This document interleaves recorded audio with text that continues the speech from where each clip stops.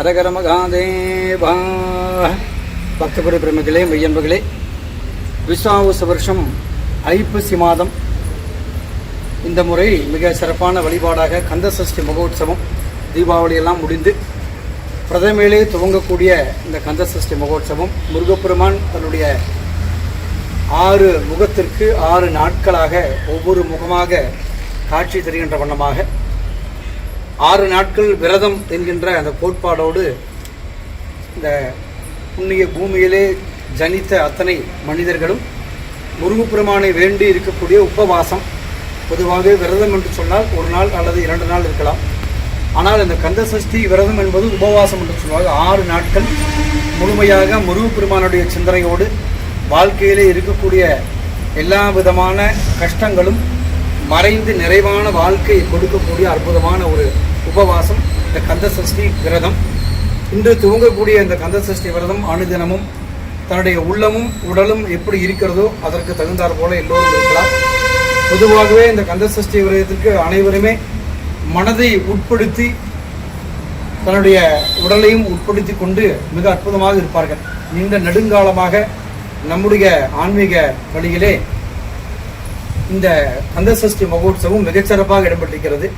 அப்படி முருகப்பெருமான் சிவனுடைய சக்தியும் நம்முடைய அம்பாளுடைய சக்தியும் பெற்று இந்த உலகத்திற்கு இந்த விரதம் மூலமாக கொடுக்கக்கூடிய அத்தனை ஆற்றலும் பலனும். பொதுவாக இந்த கந்தசஷ்டி மகோத்சவம் கடைசி நாள் பார்த்தீங்கன்னா 6வது நாள் சூர சம்ஹாரம் என்று சொல்வார்கள்.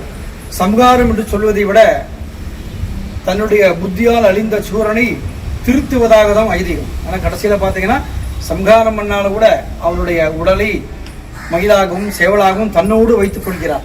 அப்படி அகங்காரம் மும்மலங்களை அழித்து நல்வழிப்படுத்தக்கூடிய அந்த அற்புதமான வைபவம் தான் இந்த சம்ஹாரம் நிகழ்ச்சி.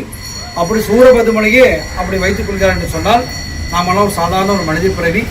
நாம் தெரிந்தோ தெரியாமல் செய்கின்ற தவறுகளை எல்லாம் மறந்து இந்த சஷ்டி விரதத்திலே நிறைவான ஒரு வாழ்வு எல்லோருக்கும் கிடைக்க வேண்டும், எல்லோருக்கும் உதவி செய்கின்ற மனப்பான்மை கிடைக்கணும் அப்படிங்கிறது தான். அப்போ பகைவனுக்கும் அருள்வா என்று சொல்வார்கள். அப்படி முருகப்பெருமான் பகைவனாக இருக்கக்கூடிய அந்த சூரபதுமனுக்கு நிறைந்த அருள் செய்து தன்னோடு வைத்துக் கொள்கிறார். அப்படி மனதிலே எந்த விதமான களங்கம் இல்லாமல் எல்லோருக்கும் உதவக்கூடிய ஒரு ஆற்றல். அதிலே முக்கியமாக இந்த கந்தசஷ்டியில் கிடைக்கக்கூடியது அன்னதானம். பொதுவாக அன்னமே இல்லாமல் முழுமையான விரதமாக இருப்பார்கள். கடைசி நாளில் பார்த்தோம்னா கல்யாண மகோத்சவம், சூரசம்ஹாரம் முடித்து 7ஆம் நாளில் கல்யாண மகோத்சவம். கல்யாண மகோத்சவத்தில் முருகப்பெருமானை பிரார்த்தனை செய்து கல்யாண சாப்பாடு எடுத்து சொல்லக்கூடிய முருகப்பெருமானுடைய பிரசாதத்தை எடுத்துக்கொள்வார்கள். அப்படி இந்த 6 நாள் விரதம் இருக்கும் பொழுது நமக்கு ஆன்ம பலம் கிடைக்கும்.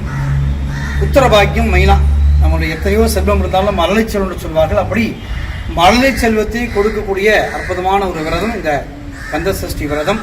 எல்லோரும் இன்றிலிருந்து துவங்கி 6 நாட்கள் முழுமையாக இருந்து முருகப்பெருமானுடைய பேரலை பெற்று இந்த விரதத்தை அனுஷ்டிக்குமாறு அன்போடு கேட்டுக்கிறோம். நம்முடைய வைத்தியநாத பெருமான் ஆலயத்திலே காப்பு கட்டுதல் நிகழ்வு, சூரசம்ஹார நிகழ்வெல்லாம் அந்த சத்ருசம்ஹார மூர்த்தி ஹோமங்கள்லாம் நிகழப்பட இருக்கின்றன. எல்லோரும் வந்திருந்து கலந்து கொண்டு வைத்தியநாத பெருமானுடைய திருவருளும் முருகப்பெருமானுடைய குருவருளும் பெறுமாறு அன்போடு கேட்டுக்கிறோம்.